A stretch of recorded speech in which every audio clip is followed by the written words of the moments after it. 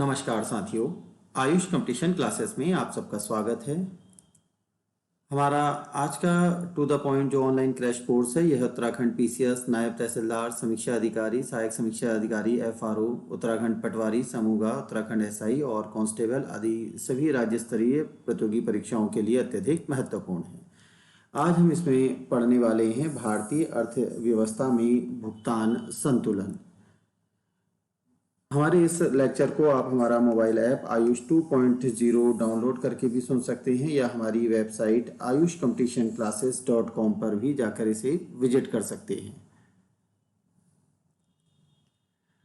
आज के टॉपिक में हम सबसे पहले बात करते हैं बंद अर्थव्यवस्था की, क्लोज्ड इकोनॉमी।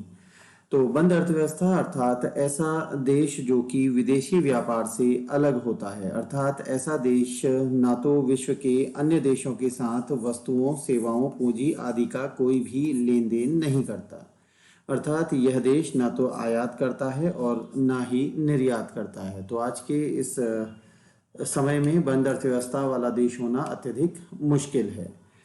भुगतान संतुलन किसी देश के निवासियों का शेष विश्व के साथ समग्र आर्थिक लेन देन।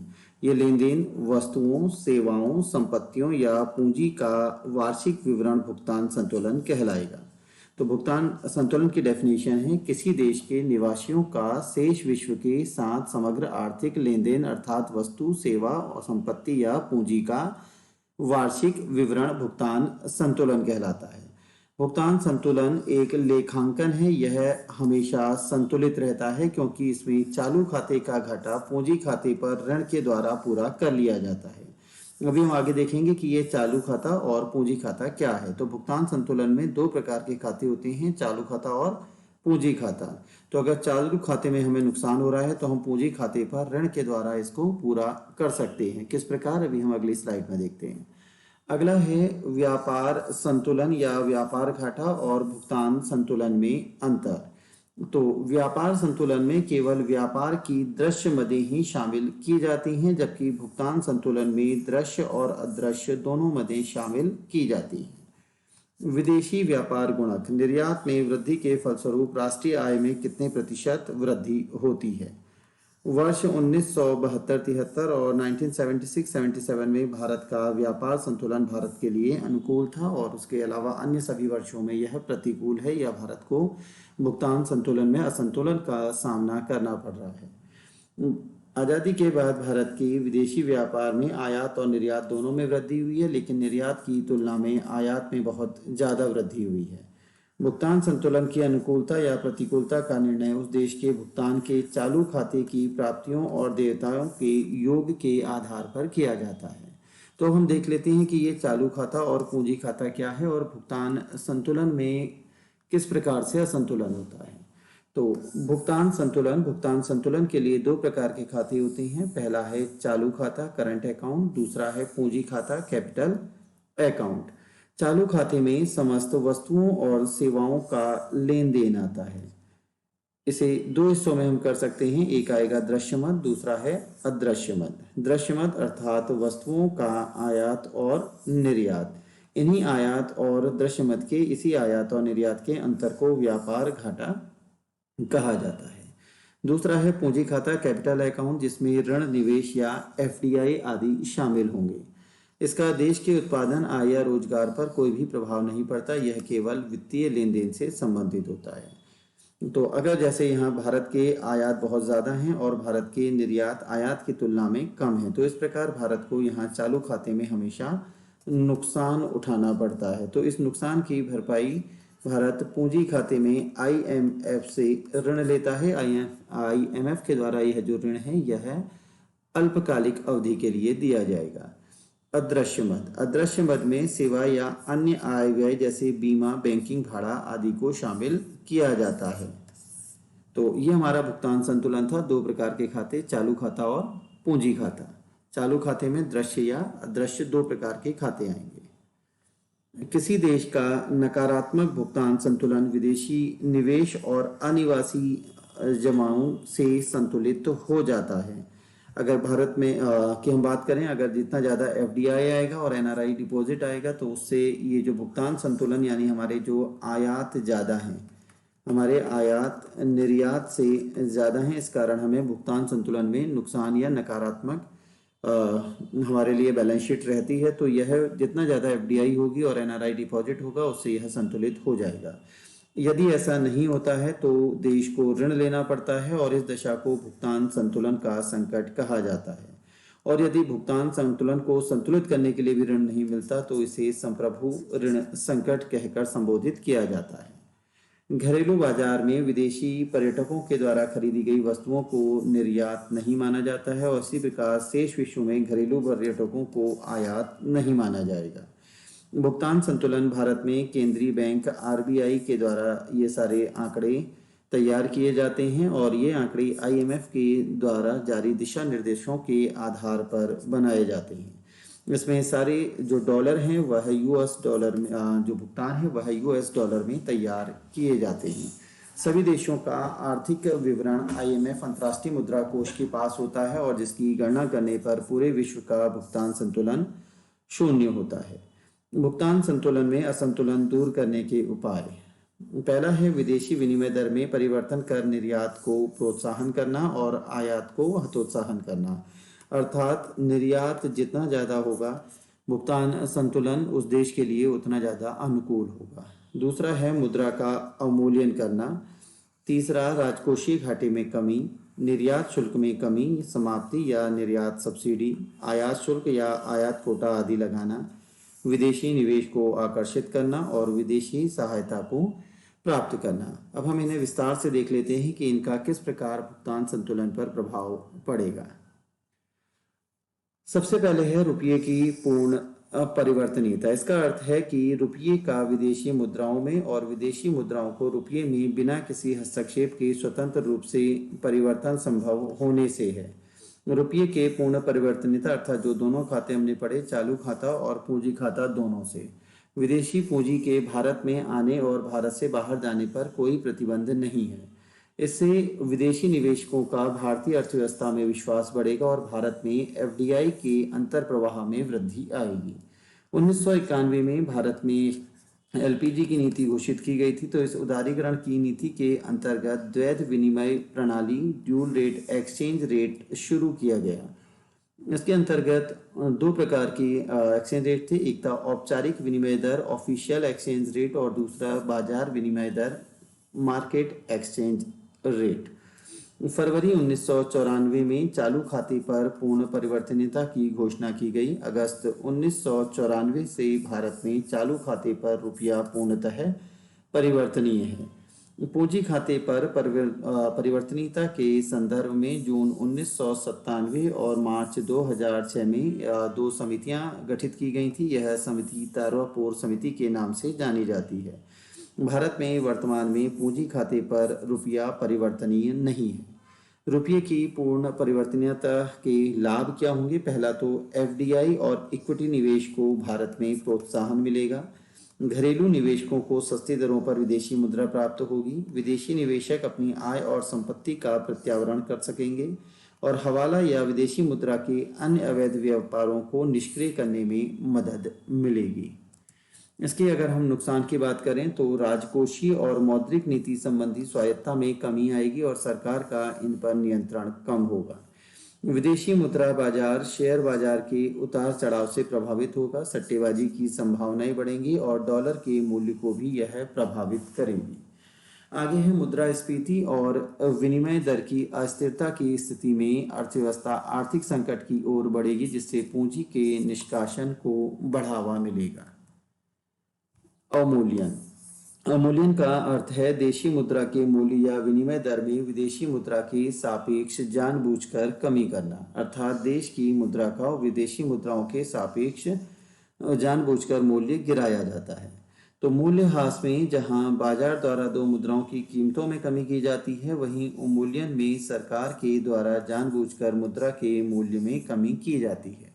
अब तक भारत में 3 बार मुद्रा का अवमूल्यन हो चुका है। एक बार 1949 में, दूसरी बार 1966 में और तीसरी बार 1991 में। तो वित्तीय वर्ष 1991-92 1 जुलाई, 3 जुलाई और 15 जुलाई 1991 को 3 बार एक ही समय में। तो 3 बार मुद्रा का अवमूल्यन हुआ है, 1949, 1966 और 1991। और 1991 में भी 3 बार मुद्रा का मूल्य गिराया गया, लगभग 20%। तो इसका प्रभाव क्या होगा? अवमूल्यन करने से देश का निर्यात सस्ता हो जाता है और आयात महंगा हो जाता है। व्यापार घाटे को दूर करने के लिए मुद्रा का अवमूल्यन किया जाता है। विनिमय दर का अर्थ है दो देशों की मुद्राओं के आपसी परिवर्तनशीलता की दर या दो देशों की मुद्राओं की सापेक्ष कीमत। माना जैसे रुपये और डॉलर में अनुपात, $1 बराबर ₹72 या 1 GBP बराबर 85 रुपये, 90 रुपये या 1 AUD ऑस्ट्रेलियन डॉलर बराबर ₹52। तो दोनों मुद्राओं का आपस में जो परिवर्तनशीलता दर है वह विनिमय दर कहलाएगी। इस विनिमय दर का निर्धारण देशों के द्वारा होता है और कभी कभी बाजार शक्तियों के द्वारा भी होता है। विनिमय दर का निर्धारण देश के अंदर विदेशी मुद्रा की मांग या पूर्ति से होता है, ना कि अंतर्राष्ट्रीय बाजार से। भारत में भी विनिमय दर का निर्धारण बाजार शक्तियों के द्वारा होता है और कभी कभी इसमें आरबीआई को भी हस्तक्षेप करना पड़ता है। भारत में माल के आयात हेतु विदेशी विनिमय दर आरबीआई की एक्ससीडी एक्सचेंज कंट्रोल डिपार्टमेंट इसके लिए अनुमति देता है। जुलाई 1991 में जब रुपये का तीसरी बार अवमूल्यन किया गया था तो उस समय एक्जिम स्क्रिप आयात अधिकार मुक्त योजना इम्पोर्ट एंटाइटलमेंट स्कीम थी, जिसके अंतर्गत निर्यातकों को उस वस्तु के निर्यात का भी अधिकार दिया गया था जो प्रतिबंधित थी। एक्जिम स्क्रिप का बाजार में क्रय विक्रय हो सकता था।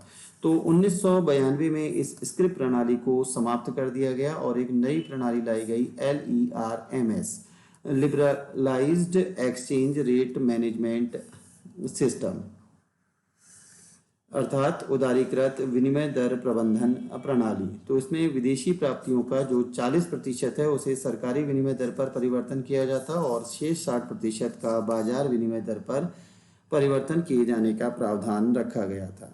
विनिमय दर प्रबंधन का प्रत्यक्ष संबंध भारत की या देश की व्यापार नीति से है और विनिमय दर में परिवर्तन के माध्यम से ही भुगतान संतुलन में चालू खाते में घाटे को कम किया जा सकता है। निवेश आयोग रतन टाटा की अध्यक्षता में 2004 में यह गठित किया गया था। इसका उद्देश्य था देश में औद्योगिक घरानों या विदेशों में स्थापित कंपनियों के लिए निवेश की संभावनाएं प्रशस्त करना। भारत का विदेशी मुद्रा भंडार यह 4 घटकों पर निर्भर करता है। पहला है आरबीआई की विदेशी मुद्रा परिसंपत्तियां, दूसरा आरबीआई के स्वर्ण भंडार, तीसरा सरकार की एसडीआर और चौथा है आईएमएफ के पास आरक्षित निधि। अर्थात कोई भी देश आईएमएफ को जितनी सहायता देता है तो आईएमएफ के द्वारा भी उस देश को विपरीत परिस्थितियों में आर्थिक सहायता प्राप्त करने की सुविधा दी गई है। भारत में विदेशी निवेश, तो भारत में जो विदेश स्थित किसी संस्थागत निवेशक के द्वारा ही भारत में निवेश किया जा सकता है। तो विदेशी निवेश का अर्थ है विदेश स्थित किसी संस्थागत निवेशक के द्वारा भारत में किया गया निवेश। भारत में व्यक्तिगत निवेश की अनुमति नहीं है। तो ये 2 प्रकार के इन्वेस्टमेंट हो सकते हैं। पहला कहलाता है एफपीआई, फॉरेन पोर्टफोलियो इन्वेस्टमेंट, और दूसरा विदेशी निवेश एफडीआई कहलाता है, फॉरेन डायरेक्ट इन्वेस्टमेंट।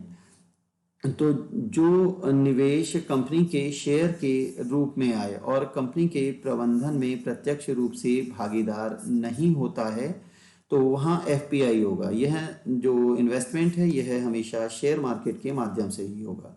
अगर किसी कंपनी में 10% से अधिक के शेयर कोई भी व्यक्ति खरीद लेता है तो यहाँ पर इसको एफपीआई की जगह एफडीआई ही कहा जाता है। ये भी 2 प्रकार से हैं, एक है एफआईआई और दूसरा है एफक्यूआई। एफआईआई का मतलब कि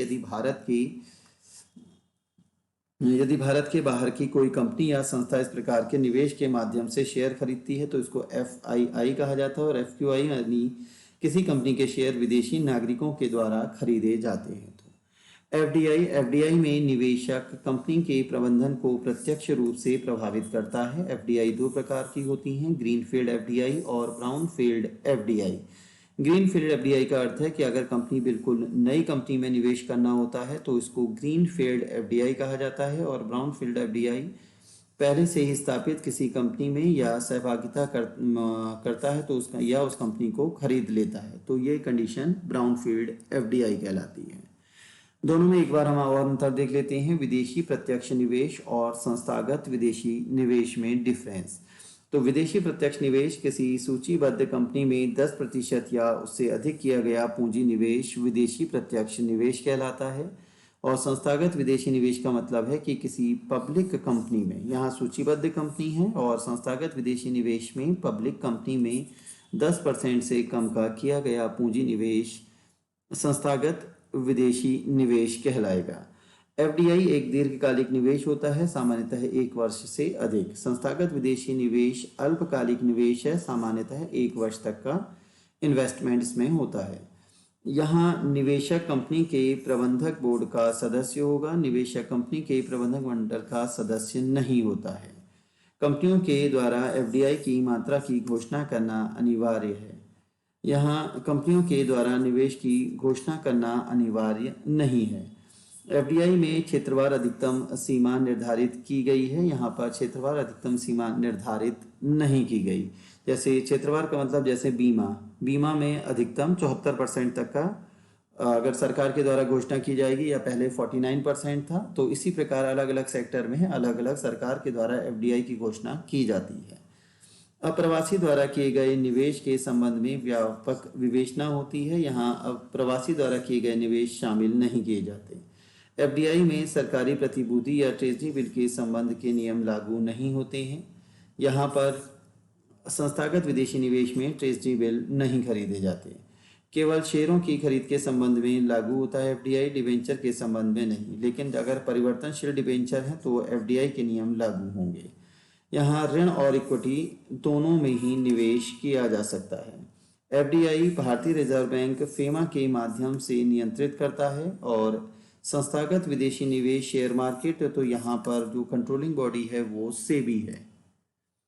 एफडीआई से लाभ। एफडीआई एक स्थायी निवेश है जो कि एक लंबे समय तक बना रहता है। इससे देश के विदेशी मुद्रा भंडार में वृद्धि होती है, जीडीपी में वृद्धि दर बढ़ती है, चालू खाते के घाटे में कमी आती है, जिससे भुगतान संतुलन अनुकूल रहता है। यह कंपनियां अपने साथ नवीन तकनीक, पूंजी और नवीन प्रबंधनीय प्रणालियां लेकर आती हैं। देश में रोजगार के नए अवसर बढ़ते हैं।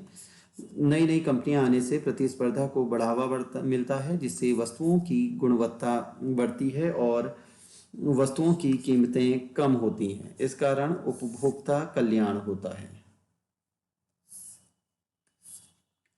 देश का आर्थिक विकास होता है क्योंकि प्रोफेशनल एक टेक्नोलॉजी और मैनेजमेंट संसाधनों का अनुकूलतम उपयोग यहाँ पर किया जाता है।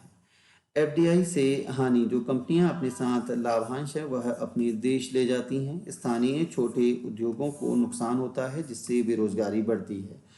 कंपनियां एकाधिकार स्थापित कर लेती हैं, जिससे उपभोक्ताओं का शोषण होता है। देश की आश्रितता बढ़ती है तथा सरकारी कामकाज में विदेशी दखलंदाजी होती है।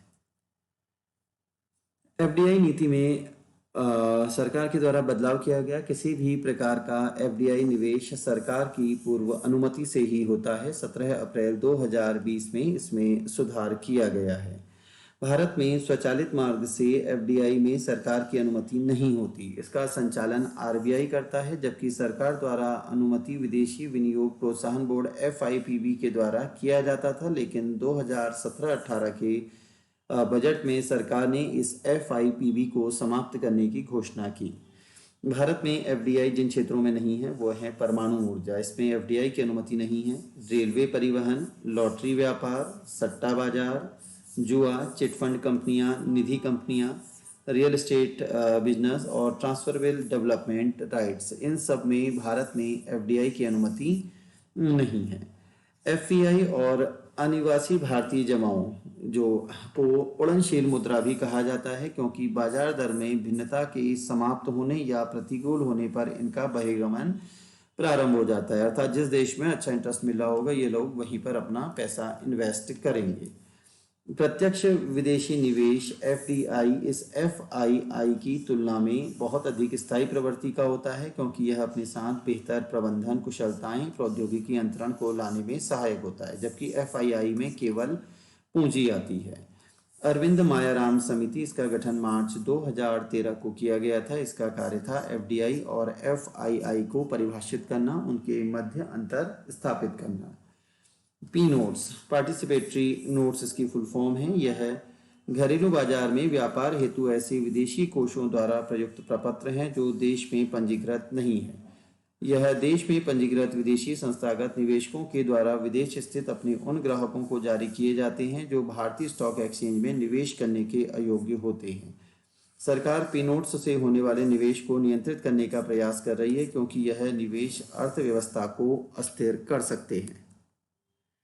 अगर हम भारत में एफडीआई की बात करें तो भारत में सबसे ज़्यादा जो एफडीआई है वो सेवा क्षेत्र में है, 16.44%। आर्थिक समीक्षा 2020-21 के अनुसार ये जो सेवा क्षेत्र में एफडीआई 16.44% मानी गई है। दूसरे आंकड़े सरकार के हैं। दूसरा है कंप्यूटर, सॉफ्टवेयर और हार्डवेयर। अगर हम देशों की बात करें तो पहले सिंगापुर पहले नंबर पर था, लेकिन नवीनतम आंकड़ों के अनुसार अब सिंगापुर पहला, अमेरिका दूसरा और मॉरिशस तीसरे स्थान पर आ गया है। भारत में खुदरा कारोबार रिटेल ट्रेडिंग में एकल ब्रांड में विदेशी प्रत्यक्ष निवेश को वर्ष 2006 से अनुमति प्राप्त है और मल्टी ब्रांड में परमिशन वर्ष 2012 में दी गई। तो मल्टी ब्रांड में 51% की अनुमति है, लेकिन उसके लिए कुछ शर्तें हैं। पहला है कि न्यूनतम 100 मिलियन का निवेश करना होगा। इसमें से आधा निवेश आधार संरचना के निर्माण पर होगा। ये प्रतिष्ठान 10 लाख से अधिक की आबादी वाले शहरों में ही स्थापित किए जाएंगे। 30% वस्तुओं को स्थानीय उद्योगों से लेना होगा। इनमें बिचौलियों का प्रवेश वर्जित है। विदेशी मुद्रा विनिमय कानून फेरा, यह 1973 में आया था। फेरा की फुल फॉर्म है फॉरेन एक्सचेंज रेगुलेशन एक्ट। इसका उद्देश्य था विदेशी मुद्राओं का संरक्षण करना।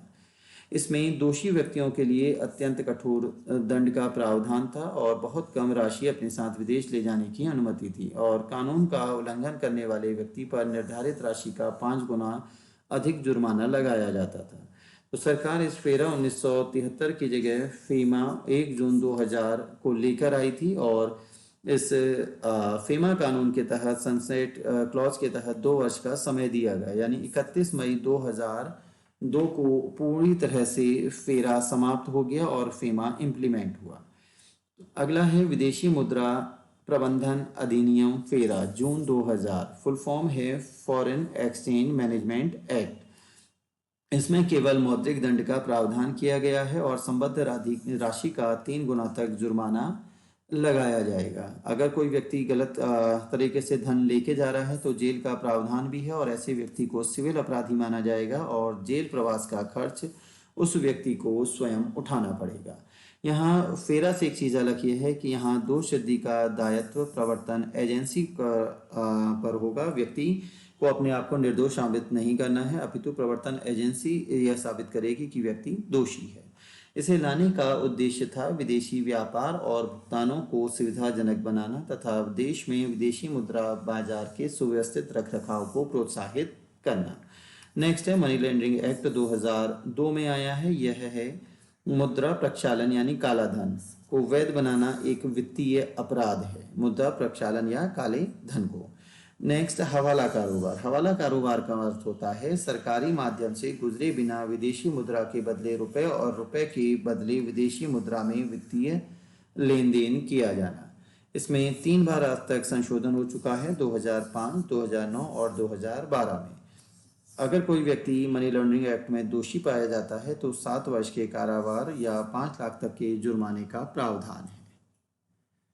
फ्री ट्रेड जोन, मुक्त या स्वतंत्र व्यापार क्षेत्र, अर्थात ऐसा क्षेत्र जहां वस्तुओं के निर्माण, प्रसंस्करण आदि की सुविधा होती है। यह क्षेत्र कस्टम ड्यूटी, उत्पाद शुल्क आदि से मुक्त होते हैं, जिससे देश के निर्यात को बढ़ावा मिलता है। भारत ने 1965 में कांडला में निर्यात प्रसंस्करण जोन ईपीजेड की स्थापना की थी। ईपीजेड की फुल फॉर्म है एक्सपोर्ट प्रोसेसिंग जोन। 1 अप्रैल 2000 से भारत ने अंतर्राष्ट्रीय प्रतिस्पर्धा का सामना करने के लिए 8 ईपीजेड स्थापित किए थे। ये कांडला, सूरत, सांता क्रूज मुंबई, चेन्नई, नोएडा, फाल्टा पश्चिम बंगाल, विशाखापट्टनम और कोचीन में स्थापित किए गए। उसके बाद भारत सेज स्थापित किया गया। सेज की फुल फॉर्म है स्पेशल इकोनॉमिक जोन। तो ये विशेष आर्थिक क्षेत्र अधिनियम या सेज, यह मई 2005 में यह अधिनियम संसद से पारित हुआ और 23 जून 2005 को राष्ट्रपति ने इस पर अपनी स्वीकृति प्रदान की तथा देश में यह 10 फरवरी 2006 से प्रभावी हुआ। सेज के लाने के प्रमुख उद्देश्य थे कि अतिरिक्त आर्थिक गतिविधियों का सृजन करना, वस्तुओं और सेवाओं के निर्यात को प्रोत्साहन देना, घरेलू और विदेशी स्रोत से निवेश को प्रोत्साहन, रोजगार के अवसरों का सृजन करना, आधारभूत सुविधाओं का विकास करना। वर्तमान में सबसे ज़्यादा सेज तेलंगाना में है। केंद्रीय बजट 1981-82 में भारत में आयात निर्यात बैंक या एग्जिम बैंक या एक्सपोर्ट इंपोर्ट बैंक की स्थापना की घोषणा की गई और 1982 में इस बैंक का गठन किया गया। इस बैंक का उद्देश्य निर्यातकों और आयातकों को वित्तीय सहायता प्रदान कर विदेशी व्यापार का संवर्धन करना था। इसके बाद आता है ईसीजीसी। ईसीजीसी की फुल फॉर्म है export credit and guarantee corporation. इसकी स्थापना 1957 में निर्यात जोखिम बीमा बैंक के रूप में की गई और 1964 में इसका नाम ईसीजीसी कर दिया गया। यह निर्यात व्यापार संबंधी वित्तीय एवं बीमा से संबंधित है। इसके अतिरिक्त State Trading Corporation of India Limited और Minerals and Metal Trading Corporation Limited ये भी निर्यात का संवर्धन करते हैं या बीमा निर्यात जोखिम बीमा बैंक के रूप में कार्य करते हैं। आयात कवर इंपोर्ट कवर, यह उन महीनों की संख्या को बताता है जितने महीनों के आयात का भुगतान देश के अंतर्राष्ट्रीय रिजर्व के द्वारा किया जाता है। भारत का विदेशी मुद्रा भंडार, इसे लास्ट में देखेंगे। विदेशी मुद्रा भंडार में सर्वाधिक हिस्सेदारी विदेशी मुद्रा परिसंपत्तियों की है। उसके बाद स्वर्ण, आईएमएफ में जमा या एसडीआर आते हैं। उदारीकरण कार्यक्रम के अधीन विदेशी मुद्रा को आकर्षित करने के लिए सरकार ने 2 योजनाएं शुरू कर दी, FCNR-A और FCNR-B। 1975 में इस FCNR-A को समाप्त कर दिया गया और वर्तमान में जो NRI हैं उनके जो FD वगैरह हैं उन्हें FCNR-B में प्रोत्साहित किया जाता है। कुछ अन्य शब्दावली जो लगातार चर्चा में रहती है, एक है FTA। FTA की फुल फॉर्म है फ्री ट्रेड एग्रीमेंट। CECA की फुल फॉर्म है comprehensive economic corporation agreement. CEPA comprehensive economic partnership agreement. Paper gold, IMF ने SDR की जगह इस व्यवस्था को 1969 में अपनाया था। DTCA double taxation avoidance convention. IPO initial public offerings, यानी जब कोई कंपनी पहली बार अपने शेयर आम निवेशकों के लिए शेयर मार्केट में लेकर आती है तो उसे IPO कहते हैं और जब दूसरी बार तो फॉलो ऑन पब्लिक ऑफर्स। निवेशक अधिक मुनाफा देने वाली ब्लू चिप कंपनियों में ही निवेश करते हैं। भारत की सेवाओं का निर्यात 2019-20 में 213.19 बिलियन अमेरिकी डॉलर था और आयात 128.27 बिलियन अमेरिकी डॉलर था। तो इस प्रकार सेवाओं के निर्यात में भारत अच्छी स्थिति में है, धनात्मक स्थिति में है। भारत का चालू खाते का घाटा पिछले 10 वर्षों में औसतन 2.2% रहा है। विश्व प्रवासन रिपोर्ट के अनुसार विदेश में रह रहे प्रवासियों की सबसे बड़ी संख्या भारत की है और वर्ष 2019 में भारत में सबसे ज़्यादा जो धन भेजने वाले अगर हम कहें तो पहले नंबर पर भारत था, उसके बाद चीन था। अर्थात ऐसे भारतीय जो भारत से बाहर रहते हैं और भारत में धन भेजते हैं। भारत की विदेशी व्यापार नीति से संबद्ध मंत्रालय है वाणिज्य और उद्योग मंत्रालय। वर्ष 2019 में भारत का कुल माल व्यापार GDP का 28.24% था। वैश्विक व्यापार में हिस्सेदारी वर्तमान में सबसे ज़्यादा चीन की है। चीन के आयात 9.07% हैं और निर्यात 14.57% के हैं। उसके बाद स्थान आता है अमेरिका का। अंतर्राष्ट्रीय व्यापार में भारत की अगर हम बात करें तो भारत के आयात 2.02% हैं और निर्यात 1.51%। भारत का कुल विश्व व्यापार में योगदान 1.71% है। देश को पर्यटन के अंतर्गत प्राप्त आय निर्यात लेखा के अंतर्गत अदृश्य मद में शामिल की जाती है। एंट्री पोर्ट व्यापार, इससे अर्थ ऐसी वस्तुएं से जो निर्यात के लिए आयात की गई हों। ड्यूटी ड्रॉबैक, इसका अर्थ है उस शुल्क की पूर्ण या आंशिक वापसी जिसे निर्यातकों ने निर्यात के उद्देश्य से आयातित वस्तुओं पर सीमा या उत्पाद शुल्क के रूप में सरकार को भुगतान किया था। विदेश व्यापार नीति 2015-16 के अनुसार निर्यात को 19-20 तक $900 बिलियन करना था, जबकि विश्व व्यापार में भारत की हिस्सेदारी 2% से बढ़ाकर 3.5% करना था।